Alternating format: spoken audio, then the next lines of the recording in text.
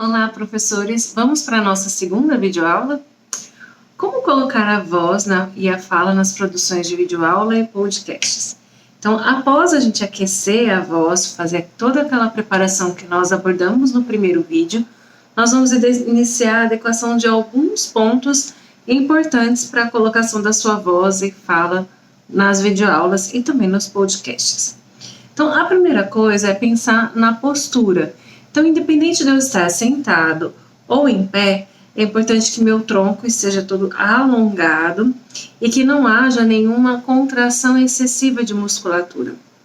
Então, por exemplo, eu tenho que evitar ficar corcunda, colocando a postura mais para frente, de forma que eu vá impedir a movimentação do meu diafragma. Então, quanto melhor a postura, não preciso nem estar muito estirado para trás, mas a postura é adequada, alongada e equilibrada, sem nenhuma contração da musculatura de forma muito excessiva. Nós temos que pensar que nosso diafragma ele tem que estar em livre circulação, livre movimentação. Então, independente de eu estar em pé ou sentada, deixe os pés paralelos ao chão e sempre pensando nessa distância de ombro. Então, meu ombro, vou seguir a direção dos meus ombros e posicionar meus pés paralelos ao chão, ok? Então, pensando na respiração, como a gente já abordou no vídeo anterior, o ideal é que a gente prepare um pouco a musculatura e estabeleça um padrão respiratório do tipo costo-diafragmático. É um tipo respiratório que nós costumamos trabalhar nos nossos consultórios, pensando em cantores, atores, jornalistas, radialistas, porque é o que diminui essa movimentação excessiva de ombros quando a gente pensa no que a gente mais está acostumado a ver nos nossos pacientes, que é a respiração superior ou clavicular, aqui que a gente respira muito alto. Vou colocar meu cabelo para trás e aí vocês vão ver.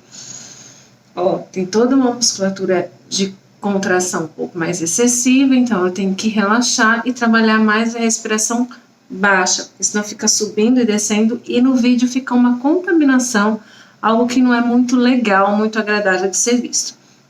Então, no nosso material de apoio, eu coloquei alguns exercícios e a gente já falou no primeiro vídeo, mas eu vou trabalhar aqui até para a gente entrar num outro item que é a coordenação entre a respiração, fonação e a articulação desse som. Então, vamos lá. Pegando o exemplo do exercício de respiração, a gente vai soltar todo o ar, enche o pulmão, pensa lá embaixo, evita subir o tronco em cima. Então, a gente vai começar a soltar o som do S.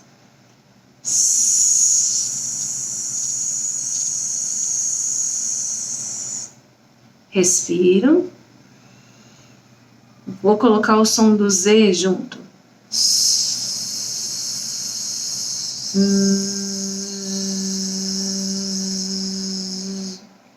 Ganhei confiança, consegui trabalhar dentro do tempo que eu tenho, né, de respiração, sem fazer nenhum esforço a mais, eu posso trabalhar inserindo uma vogal. Então, vamos lá. Solto. Respiro. Zama,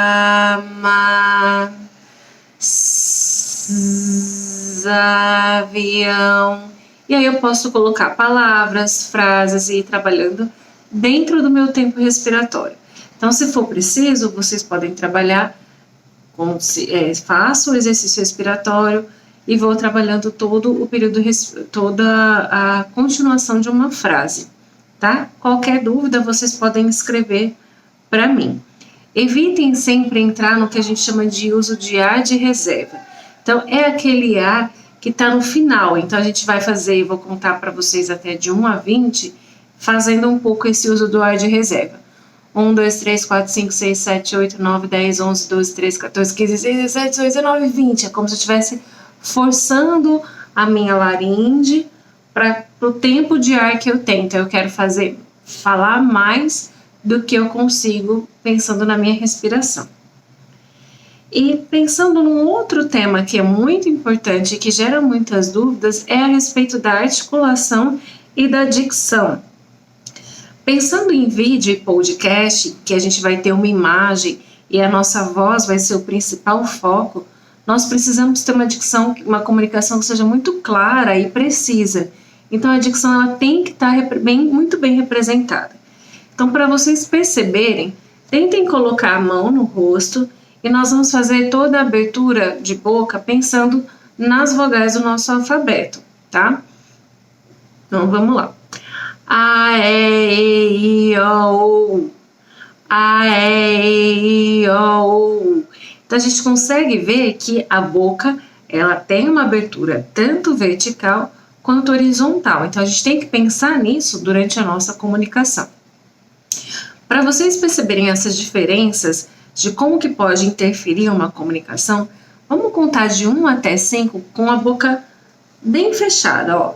1, 2, 3, 4, 5. Vocês quase não conseguem escutar o que eu tô falando. Agora eu vou fazer bem exagerado.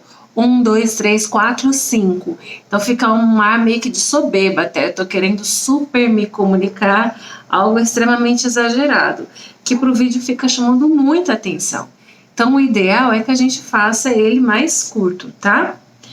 Podemos trabalhar também a questão das ênfases, tomar muito cuidado com ênfase e também com a modulação vocal, para não ficar uma fala muito cantada ou uma fala muito monótona. Eu tenho que saber aonde eu vou colocar a ênfase, qual é, dentro da minha frase, aonde eu tenho que enfatizar, para não ficar enfatizando tudo e não dá para a gente conseguir se comunicar, não dá para entender direito o que está sendo falado, qual é a intenção de se comunicar. Outra dica também que eu acho que todo mundo tem que prestar um pouco mais de atenção e de cuidado é com a pronúncia. Então, eu, por exemplo, sou do interior de São Paulo, então eu tenho um sotaque um pouco mais caipira, que quando eu cheguei aqui, mesmo sendo da área de fonoaudiologia, eu às vezes não conseguia entender, os alunos não conseguiam me entender e a comunicação às vezes era um pouco travada. Então eu sugiro que um professor recém-chegado ao estado de Sergipe tenha que trabalhar um pouco para suavizar o seu regionalismo, o seu sotaque, para facilitar essa compreensão, pensando aqui no vídeo, em que a gente vai ter um distanciamento, né, entre o comunicador, né, o emissor e o receptor dessa comunicação.